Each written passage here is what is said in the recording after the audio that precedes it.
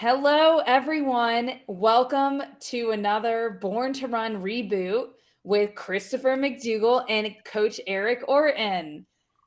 We are so excited to have everyone here for this one. This one is all about you because today, Chris and Eric are answering your specific running questions. We've had so many questions come in over the past few reboots that we've done and via email. So this time, come with your questions. It's all about what you're doing. And before I kick it off and turn it over to Chris and Eric, remember that we have some really exciting things. You can win a free Born to Run 2 book and your Choice of Zero shoes.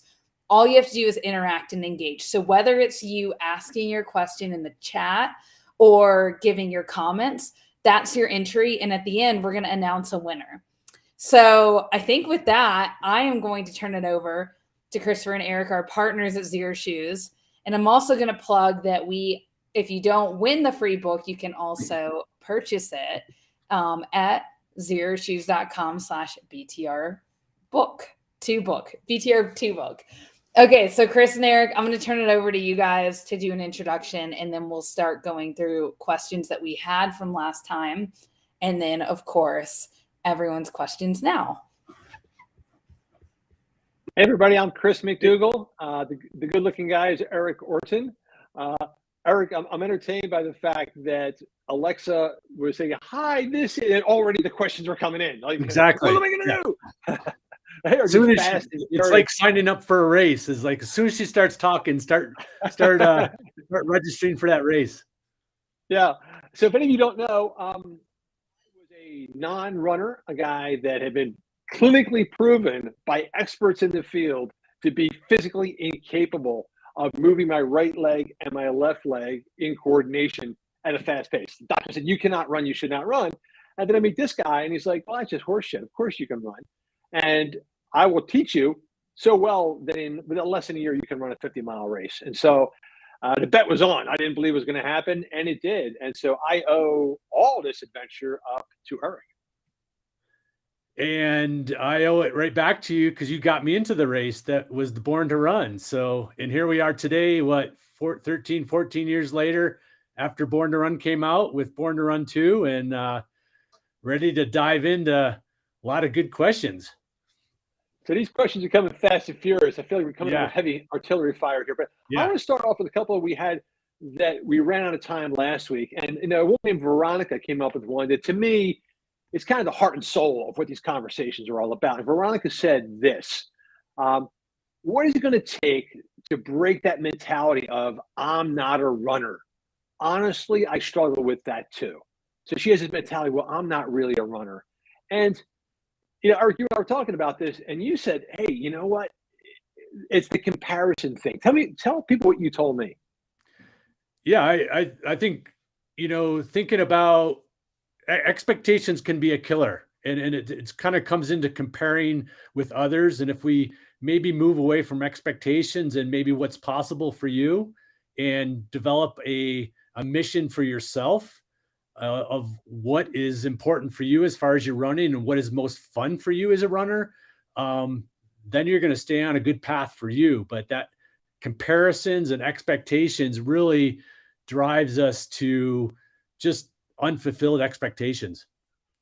So here's an Eric Ortonism. This is something he said to me, came from his mouth to my ears. He said, live in possibilities, not expectations. Yeah. I'm like, dude, you should just put on a saffron robe or just, that's gorgeous. But it's really true because if you say I'm not a runner, well, who said what a runner is? Who even defined what running is? Whatever you define it is, that's what it is. So if you jog 10 steps and then walk, hey man, you're a runner. So I think the idea is live in pleasure, do what feels good. And if it feels good, you'll be inclined to keep doing it. All right, let's move on. Rapid round. So Christine Liu, she's a physical therapist. She works with runners and she goes, how do I get them to try a minimalist shoe?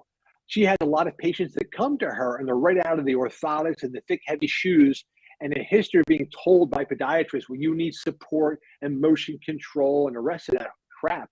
So how do you transition? And once again, I think the answer is always going to be let pleasure be your guide. Do what feels good. So if I were a physical therapist and someone were in my office, I would say, well, first of all, kick off your shoes, go barefoot. How does that feel? Pretty good. Walk across the room. How does that feel? Pretty damn good, right? It's the feeling good part that you want to encourage. So where would you go from there, Eric? Yeah. And then, going back to the message in the book, it's all about creating awareness, right? And understanding how these shoes make you feel. So we would start just simply, hey, go out for a 5 or 10-minute run in a zero shoe, and then be aware of how you feel during that run, like you mentioned, Chris. But then most importantly, see how you feel the next day. If you're a little bit sore, maybe you stick with 5 or 10 minutes for a while. Hey, if you're not sore, maybe you up it to 10, 15, 20 minutes. Again, it's all about having the awareness of how it's making you feel. And it's normal to be a little bit sore in the calves at first, but that's all part of it. And that's a good feedback. Yeah, I'm a big fan of the BFD camp. Big friggin' deal. A lot of the conversation about minimalism is, oh, you're going to get hurt. You're going to get hurt. So you get hurt. Who gives a shit? I'm hurt all the time. I got a calf strain right now. People say, if you transition too quickly, you'll hurt your calves. I decided in the same month that I was going to train for simultaneously a 10-mile barefoot road race, a 17-mile trail race, and the International Body Surfing World Championships.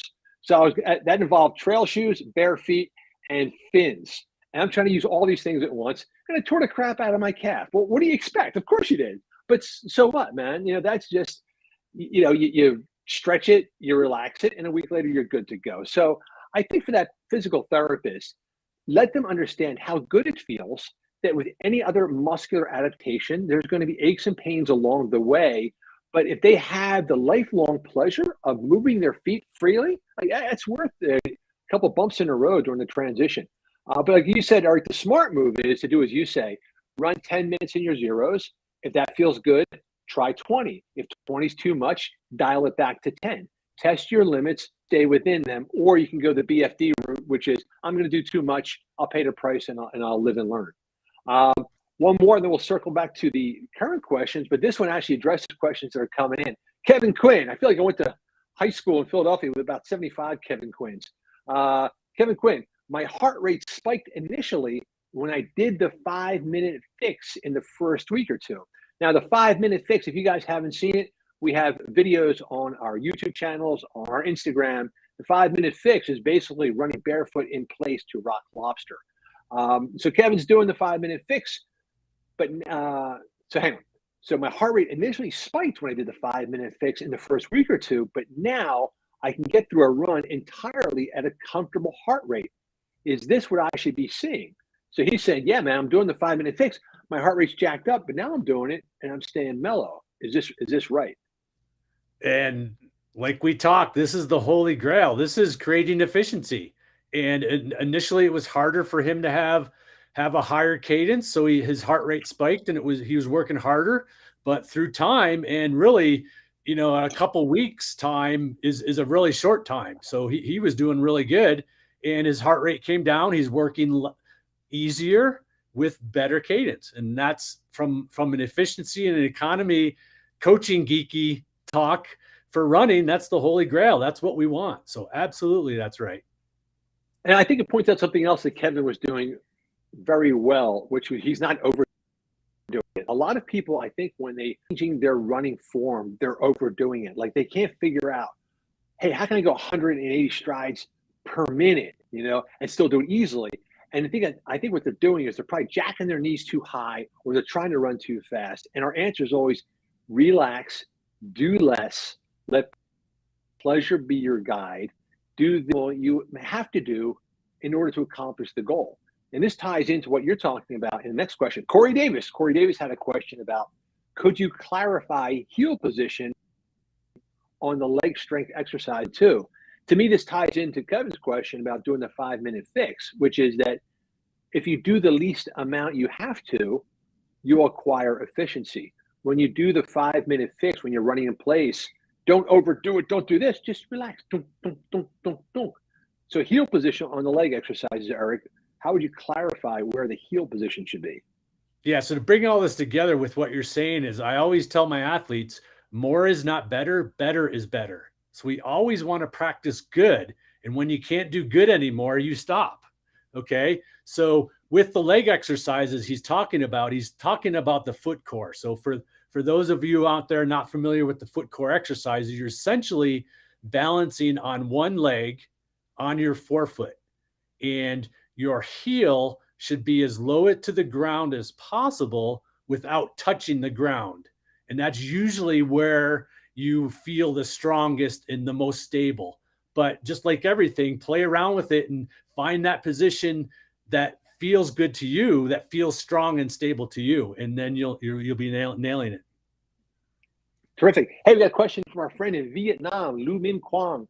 Lu Min Quang is asking, when I change from heel striking to forefoot striking, how to avoid overcompensation and staying on my forefoot and toes? And that's, to me, is the big question we get a lot from people. As a matter of fact, Sage Canaday, the great ultra distance runner, the great ultra runner, online recently telling people, hey, don't overdo it by trying to change from a heel strike to a forefoot strike, because often what you start to target, you start to like aim your forefoot at the ground. So you end up extending your leg out, trying to make sure you land on your toe.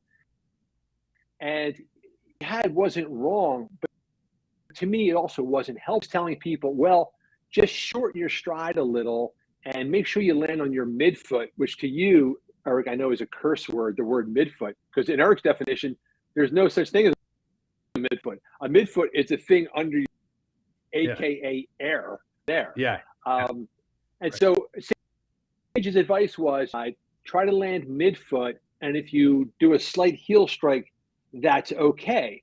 And I listened to this, I'm thinking, shorten your stride. Well, how much? Midfoot, what is that? And slight heel strike, well, what is slight? So all these words to me add up to no concrete advice. We come in with the 5 reboots, the 5-minute fix. Why don't you tell people what the 5-minute fix is all about? Yeah. So simply, if everybody, we're all together and we got everybody up to run in place in front of a wall, so you can't kick back, and you're running in place barefoot with the wall behind you, have the awareness of where you naturally strike the ground. Nobody can do that wrong. And that's why it's this 5-minute fix. And so all that's doing is helping you to understand where you strike the ground and how you strike the ground with your foot. And then you apply the program and the practice to it. And that's, I think, the key is a lot of times people want to keep learning more. Well, this 5-minute fix is 5 minutes. Now you know how to do it. Now it takes the practice of doing some of the strength skills and just putting it into practice. And Chris always uses the metaphor of learning to play a guitar, is that you pick up a guitar for the first time, you're not laying down Eddie Van Halen's solo to beat it. You're working on your chords, and you just get better and better. And that's all we're doing. And I think the crucial thing is, you and I have learned over the years, we've done a lot of events where we try to explain to people what to do, and we think we're explaining things very clearly. And then we realize, like, whoa, they're doing something very different than what we intended. Like right now, if I told everybody who's watching, pat yourself on the head. Well, is it right hand or is it left hand? Is it front of the head or is it back of the head? Once, twice, 10, fast, slow. And so there's no amount of verbal instruction which will give a foolproof universal answer. And so we realize you got to avoid language and you got to get to movement and motion. And I saw this in practice one time. I was actually out with Barefoot Ted. This is shortly after Born to Run came out. And he was giving a presentation on how to run barefoot. And he talked for, I would say, a solid 2 hours on a single breath. I mean, this guy is like the free diver of speakers. He just sucks in one inhalation and then he just talks for 2 hours. And people just stood there and they understood nothing about what to actually do. And then he just started to run. And what I saw, which was fascinating, was he formed one long line of people sides. So Ted was in the middle and people on either side. Just started to run across this field. And I realized that the closer people were to Ted, the better they were running. And the further away they were, the more difficulty they had. And so the people who were just next to him just started to mimic his movement, and they got it. Hours could have been saved with just 20 seconds of running if he just rotated people in and out.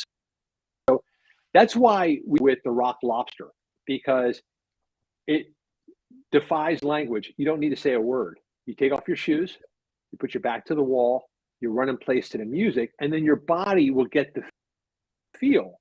And then when you go out on the road, you start to duplicate, you start to feel.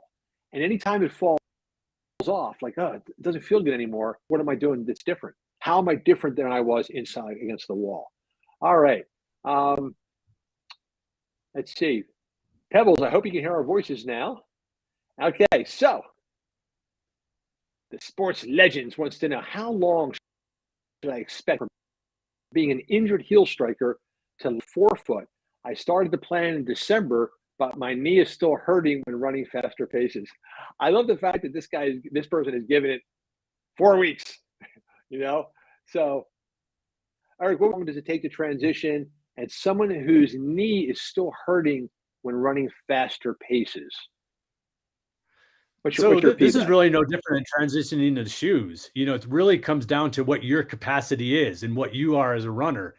And so you can kind of, I would answer the best time to work on your form is during a time of the year when you're not feeling like you need to be doing a lot of running, where you can perfect the craft, where you can work on more is better, or work on better is better and not more is better.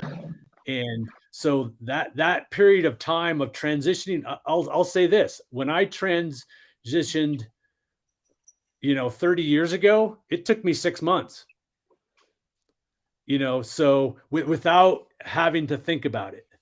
And so what I would say, why this knee still might be hurting is that, and this is a common mistake that Chris and I see a lot, is that, and this goes back to running in place, is that a lot of times there's an effort. The biggest mistake runners make in run form is reaching out in front of them and overstriding. And that still is possible by striking on your forefoot, where you're pointing your toe and reaching out with your toe. And so I'm suspecting that that's what's going on, is that this runner is reaching out and still extending their leg out in front of them. And even though they're hitting with their forefoot, their toe is pointed and they're still placing a lot of stress on their quads. So practicing pulling that foot strike placement back under you, like you do in running in place, would be really the key thing to keep practicing and reducing the amount of running you're doing until that takes hold. Yeah, I think, Eric, you really have it right. The difficulty people have when they're transitioning is they're very conscious of doing everything in their brain instead of just doing it with their body. And so we see people pointing their toes like a forefoot strike, and they aim that toe like they're landing like a ballerina's pirouette instead of just bouncing them. To me, almost feels like jumping rope. Like I feel like I'm almost going nowhere, and I just do that running in place, and then I just kind of lean forward a little bit and let that in place just kind of fall forward in gravity. But the feeling I'm going for is more of a touch and pop, touch and pop, touch and pop, and not stride, stride, stride. But I would say that person too with the knee difficulty. Also, we kind of stress this from the beginning. Like this is not, the Born to Run 2 program is not a buffet where like, a little bit of that. This is a full-on meal, and we think you should eat the meal. And so make sure you're doing your foot core, do your movement snacks, do your 100 ups. This person probably has got some wobble in the system, right? Can you say something else is leading to the knee pain? Well, yeah, the knee pain is probably coming from overuse of the quads, which again is classic to reaching out way in front of them, even though it could be a forefoot or a heel strike. So one good drill and skill in the book is running over logs. And that's one of the best bang for your buck skills that you can do to address this specific issue. It's not only the best bang for your buck, it's also the most fun. I've never done where people just weren't having fun. If I had a running club, I would begin every run with running over logs. I have everyone take their shoes off, line them up, run over logs. I have them do the parkour hello, bear crawl in, high five, take off your shoes, run over logs, then strap on your shoes and begin the run. I think it's the best way of modeling form and warming up the entire chain, from scalp to toenails. Exactly. So, okay, Sarah wants to know, why do I know Sarah's name? But I feel I know Sarah's name. Sarah Bussey, what are your thoughts about recovery sandals? Helpful or not? What do you think, Eric? When she mentions recovery sandals, I'm not sure what she means by that. Are these like the big cushiony sliders that people make because the idea is that they're nice and cushy for recovery, or are we talking low to the ground, zero shoe type of sandals? Not quite sure. So I would say anytime you're adding cushion or height to anything, you're creating a more unstable environment. And I would argue that would not be recovery.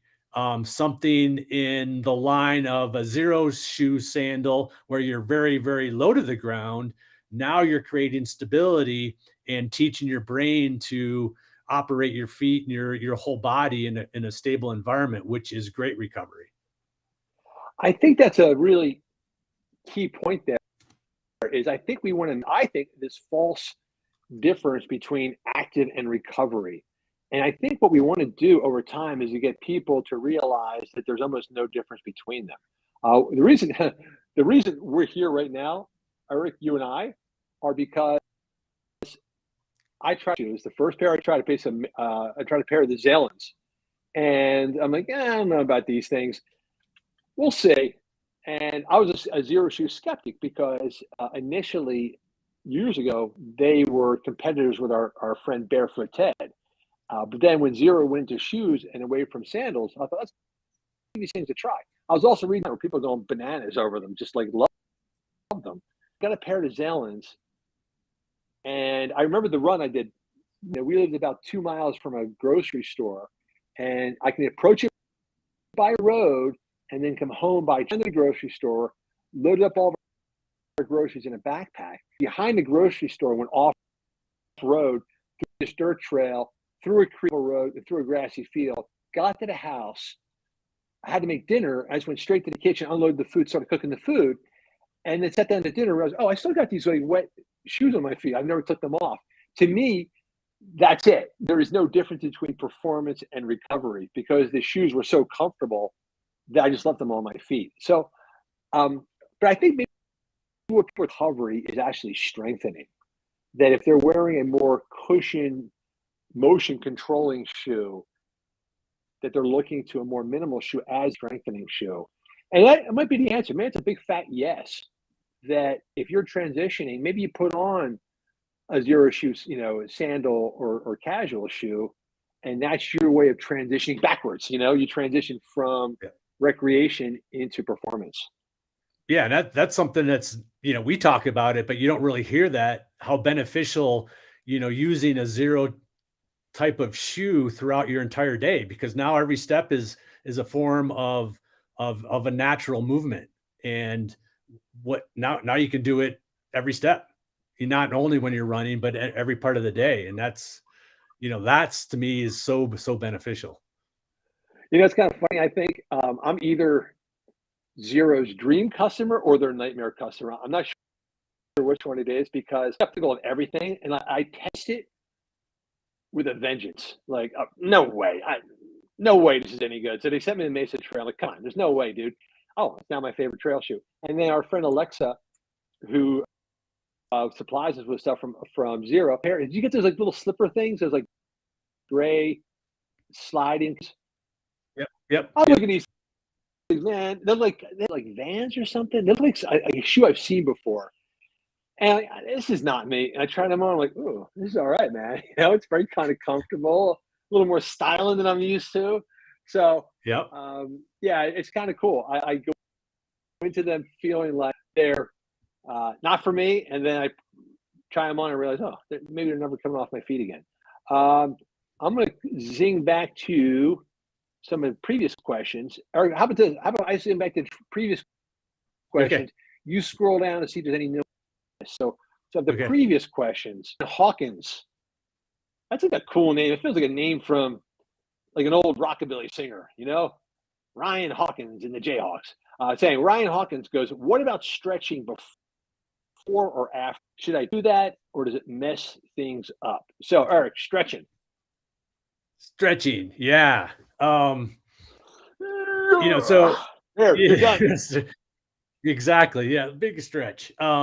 We've got to understand, if we're excessively tight and we need to stretch all the time, that's telling us that we have a tug and pull. And that tells us that we're not moving right. We're not running properly. We're using some muscles more than other muscles. And that's the antagonist pull that's causing us to be tight.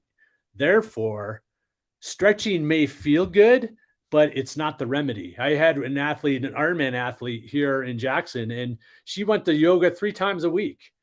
And I'm like, why do you go to yoga? She was, oh, because I'm always tight. And I said, are you any less tight?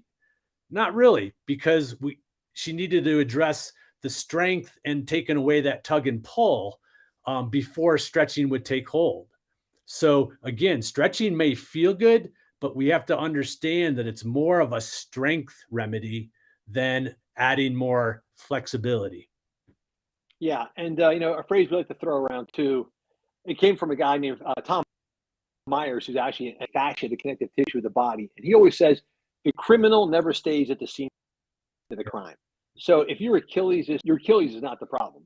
It is something way up the chain. It's your quad, it's your calf, it's your hip, and so you may stretch the Achilles like crazy, pressing the problem. So as you say, it's too fun. Go ahead.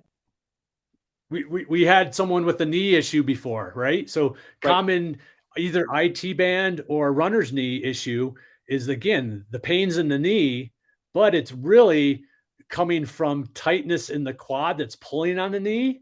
And the tightness of the quad is coming from overstriding and not utilizing our muscles in the appropriate way when we run. So the remedy is fixing the way we move, not fixing the knee. The thing I love most about all this, Eric, is that when you get your form figured out, then you have this constant constant dashboard. So every time I go on a run, every run isn't perfect. I'll go on a run and realize, oh man, my heel's hurting. What's going on here? But I have a fix. Every time there's a problem, the answer is always the same thing. What am I doing wrong with my form? And there's only 3 things you can do wrong. You're overstriding, your cadence is lagging, or you're kicking back or kicking forward. And so anytime I'm going, if my groin feels tight, if my hip starts to hurt, whatever it is, I just take a breath and go, okay, let's just restart from the beginning. Is my cadence up to speed? Am I landing lightly on my forefoot?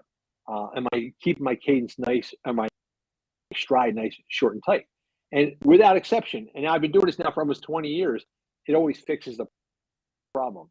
So always the fix. Learn the form and you got your fix. I got a big, massive correction out here to Chris Swulwalk. Goes, do you have a video available that shows on logs? Clarify, Chris, that is running over logs. If you're running on the log video, you are a world-class lumberjack. So yeah, we have plenty of videos. If you go on, where are our videos? Eric, where can I find them? I would go both to my YouTube channel, Born to Run, Coach Eric Orton, and our Born to Run World YouTube channel. And we've got a plethora of videos there that will, but just to give you a visual too, it's essentially, if you went to a football field or a track and they have hash marks, you're essentially running over the hash marks. That gives you a visual, but check out the videos because there's many ways to do it. Yeah, and some great pictures too on our website. So exactly. Here's a big one. I've been landing on my forefoot. Get metatarsal foot pads. Am I doing something wrong? Yes. It's just part of the training. Pain is never part of the training. If there is pain, that ain't it. So, Eric, what do you say to this person who needs metatarsal? Yeah, I would say a couple things going on here. It could be the pointing the toe and landing and reaching out like we talked about earlier, or you could be not allowing the heel to kiss the ground after your forefoot strike.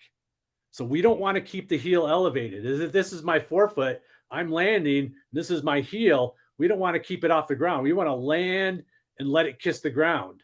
So you could be having or keeping that heel elevated, which is just putting a little bit more force on the foot in general. So relax, do your rock lobster, do your running in place, and learn to relax and let the heel kiss the ground. On Twitter, I put that little video up, a 20-second version of the 5-minute fix. If you watch what Mika's doing in that video, she's just laughing, smiling, and relaxed. But what I love about her demonstration, it's so relaxed. She's not trying to do anything. And so, again, less is more. Just relax. Don't try to hold your foot. Don't try to do anything.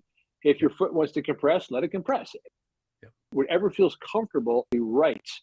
I got to read this comment out from Barb R. For all the info, I'm a beginner starting over. I'm doing the house and running in a loop through the rooms. My dog loves it and chases me.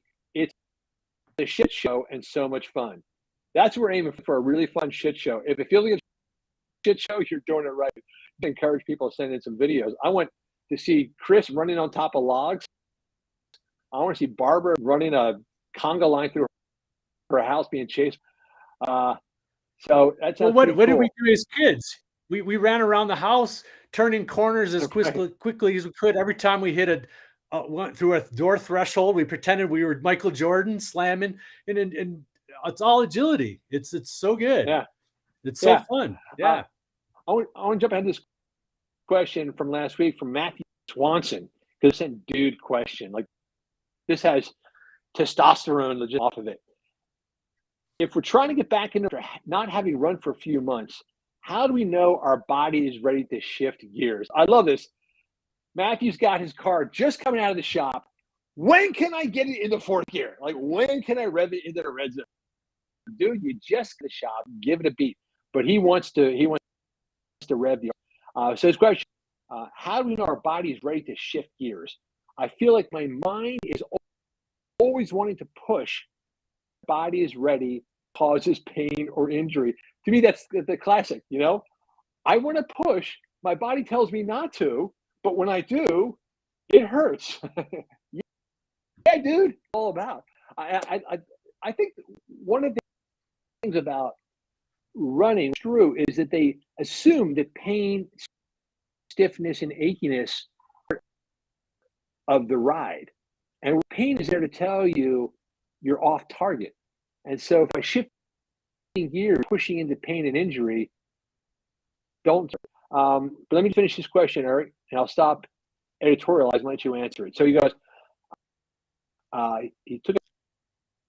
he's starting to run again. When gears, I feel like my mind is always wanting to push. Ready usually causes pain or injury myself back purposely.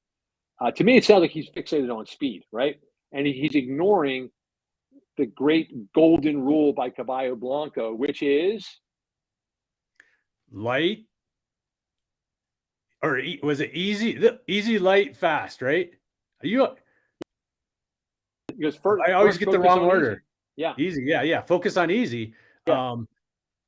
So again, there's a lot to riff on that. A lot of times the biggest way to create run efficiency economy is learning to run easy well.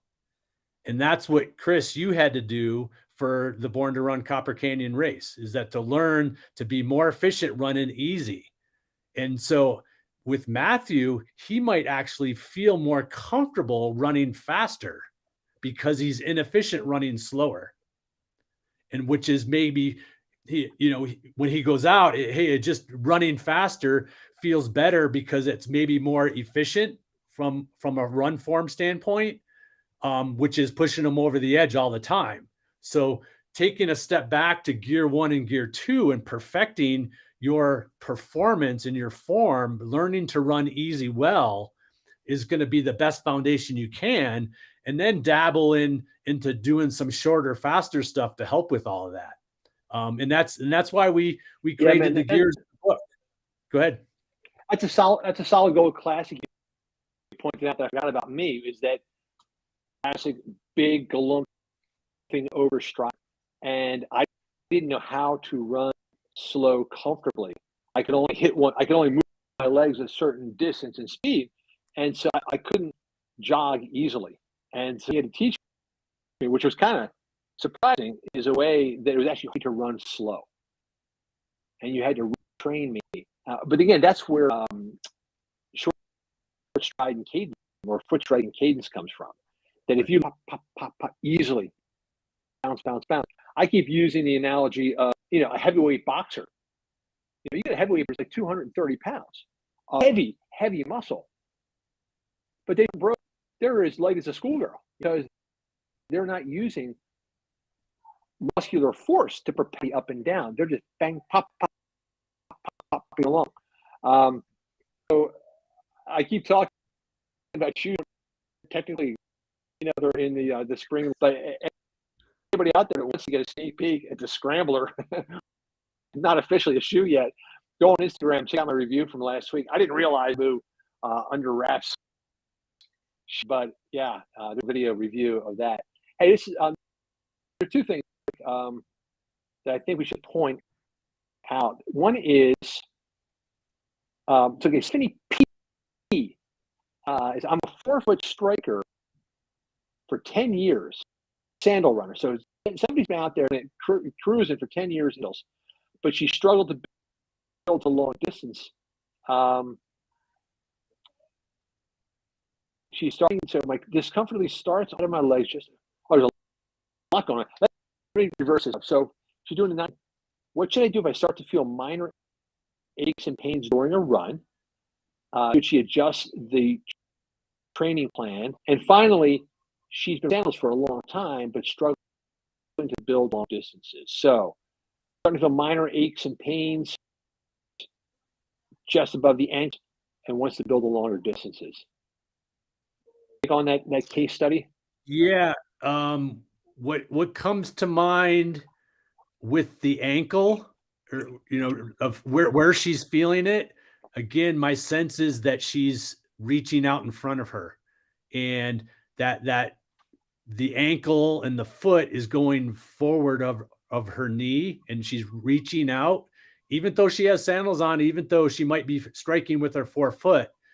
I would say slightly pull in your foot strike placement, and that'll help you to land more stable, which will stabilize the ankle. If you're reaching out, that the ankle is going to be a little bit more unstable, and why you might be feeling it where you are. So I would say have the awareness to just pull that foot strike placement a little bit closer to your body. Again, just like running in place. A great way to practice this is to go out for your run for a few minutes, stop, run in place, and then run forward again. Stop, run in place, run forward again. And where you're striking the ground shouldn't change whether you're running or running in place.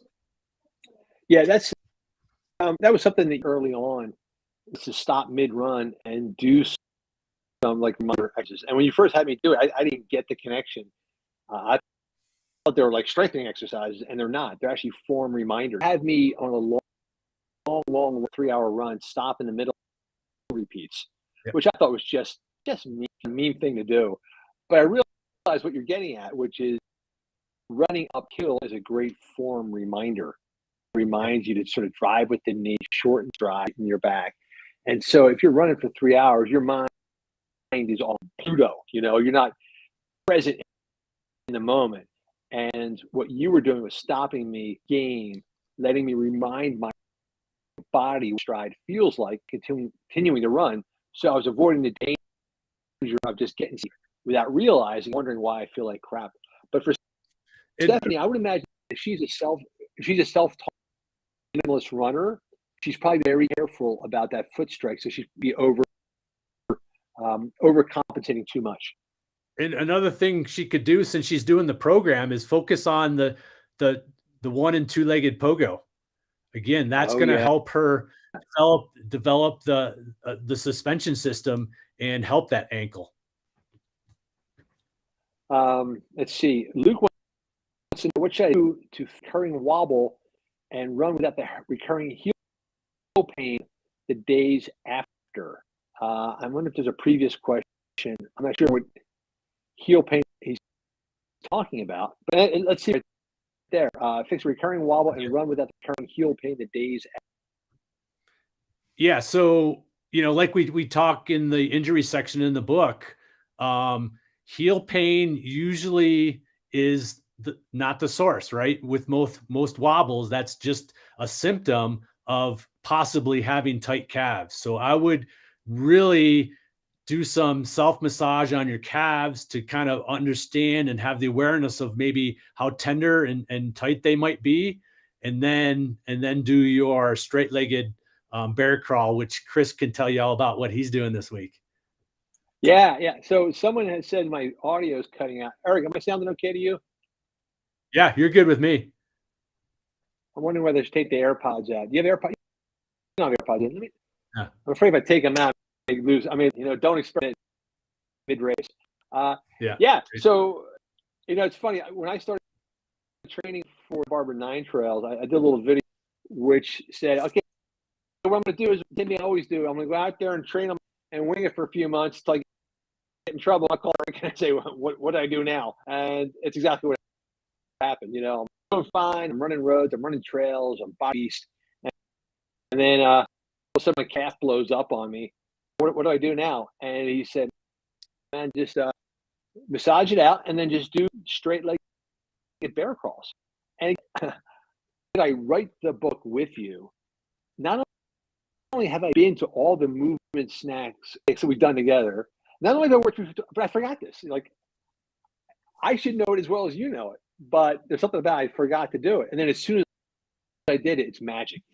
Those straight leg crawls. Well, tell us what you like about them so much. I like it. A lot of times, it's what I call flossing, where you're stretching the entire chain, your posterior chain, and in a functional and protective way versus static stretching. But again, in this case with the heel, we're just lengthening things until letting the actual the calf release, which will then take away the tug and pull on the heel. So the straight-legged bear crawl just essentially flosses all your fascia and all the posterior chain, and lengthens it, so it takes away that tug and pull.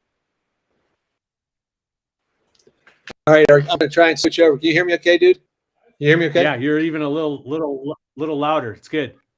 Okay, yeah, because the AirPods, because a couple other people commented that my audio is cutting out, which might be a good thing. I wonder if it cuts out. I wonder if she was putting a sensor, like a bleep, so it cuts out all the F-bombs and bad language.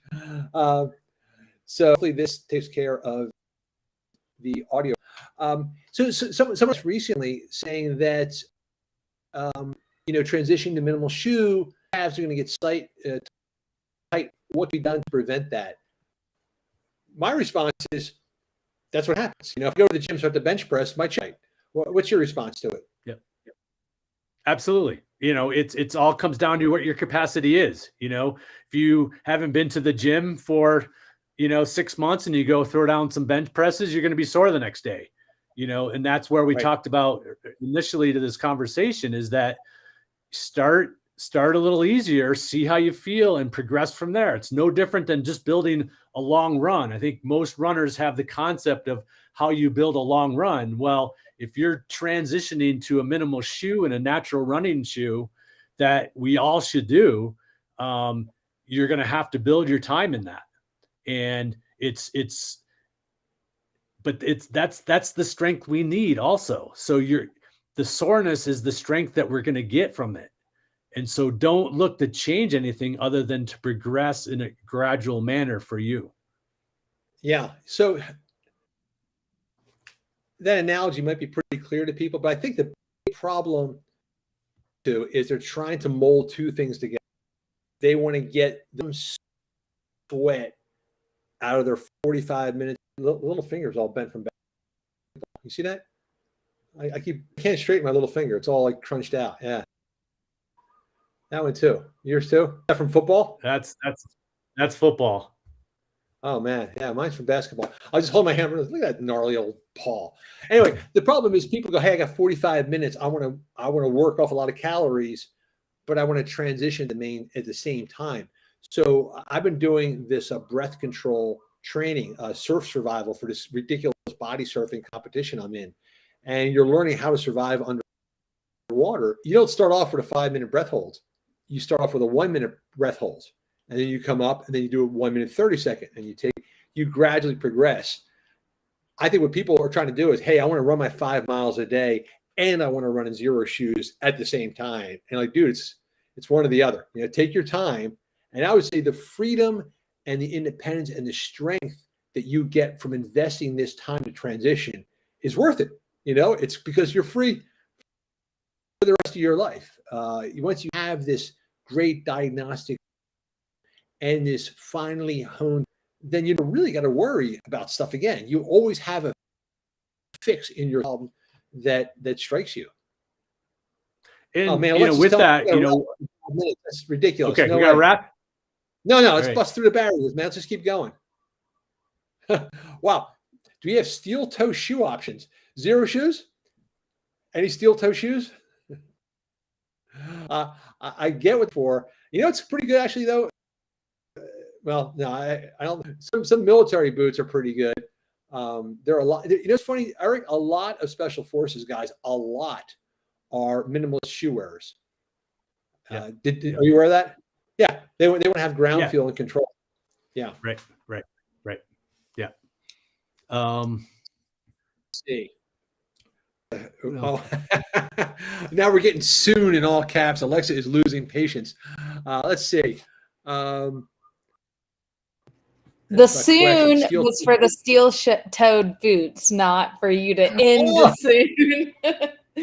One day there will be maybe some work options. Doing steel toe shoes?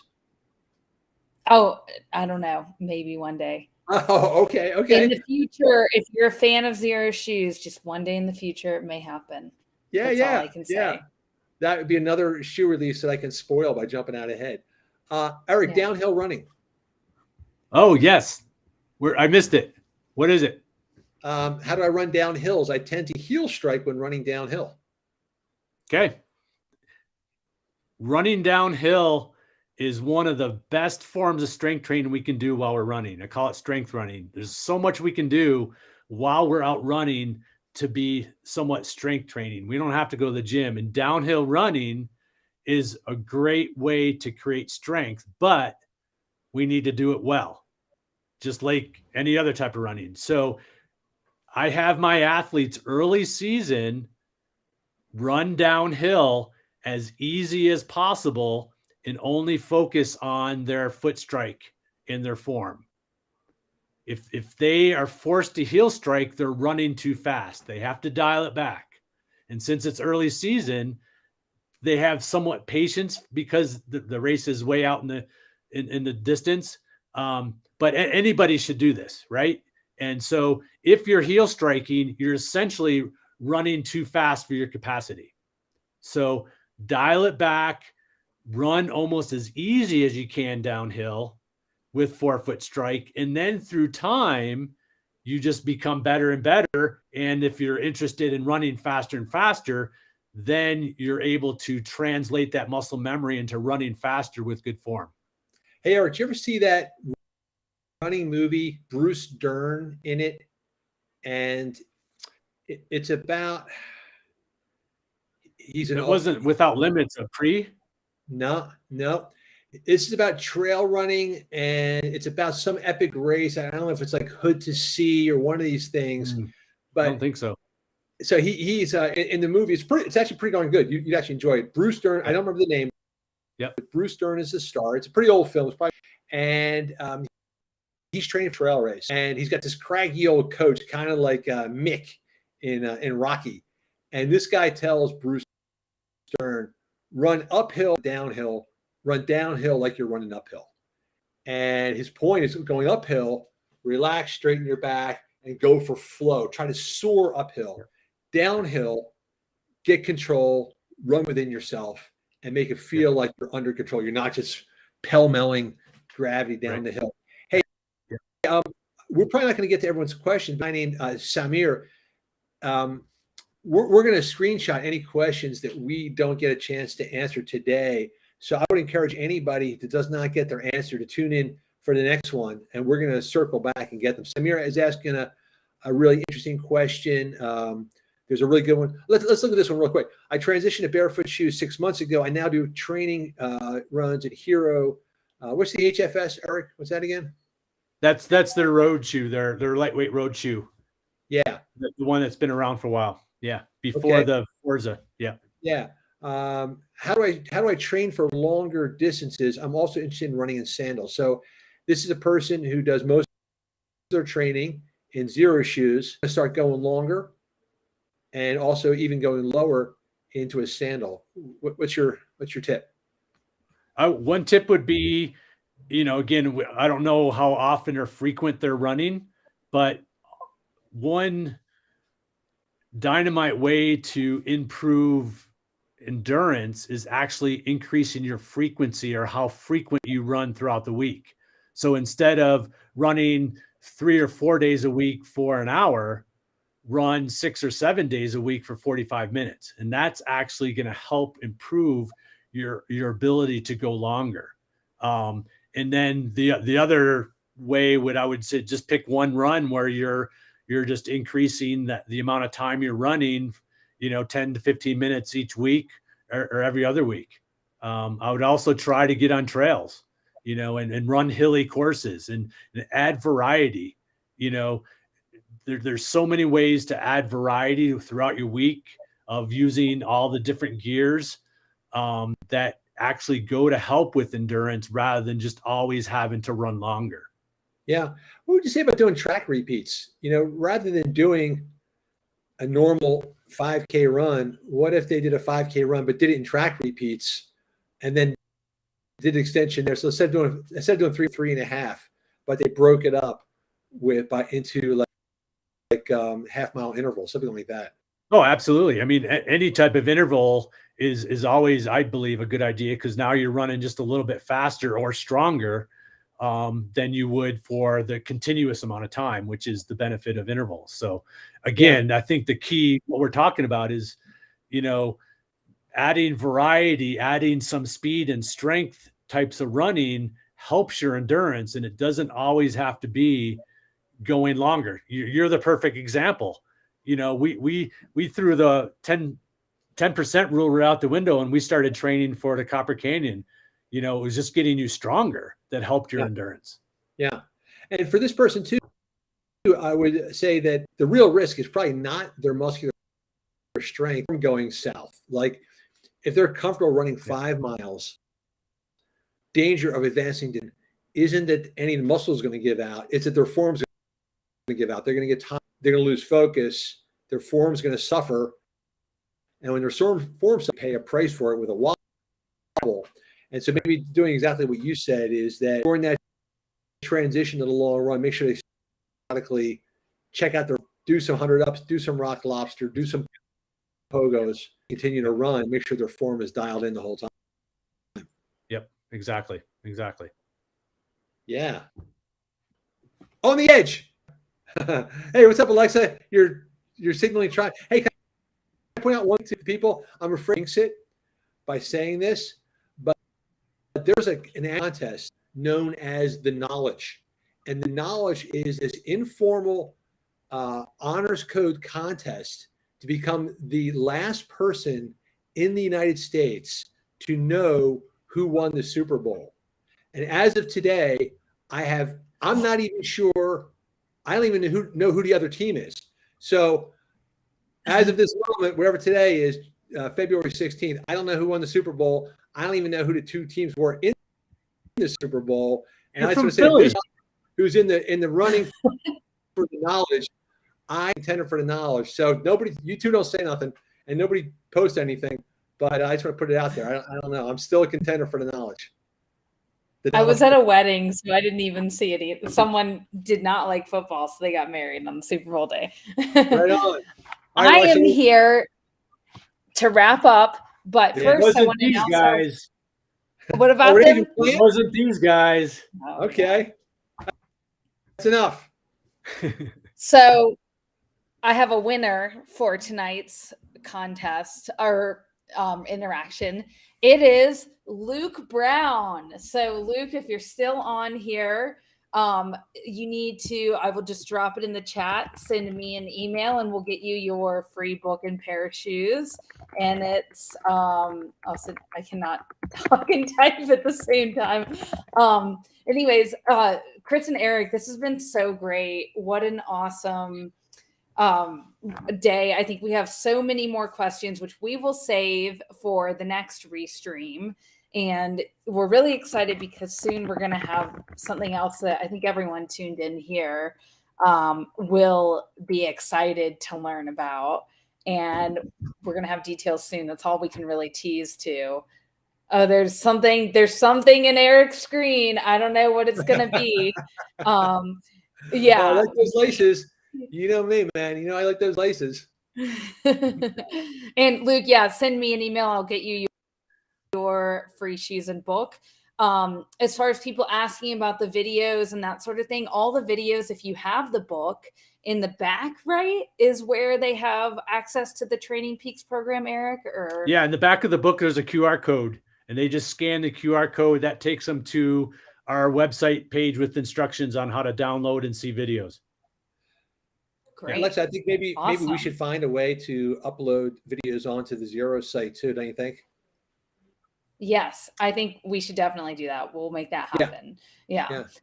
Hey, these are really stimulating. Like they got me well, and it really gave a lot of insight to us in how to communicate what we think. And we're so excited for all the fans. If any questions you have in the meantime, you can ask Chris and Eric on their channels, or send us questions at Zero Shoes to btr@zeroshoes.com. And we look forward to the next restream. I hope everyone has a great Thursday night. Thanks for all the questions, guys. Appreciate it. Thanks, everybody. Thanks a lot.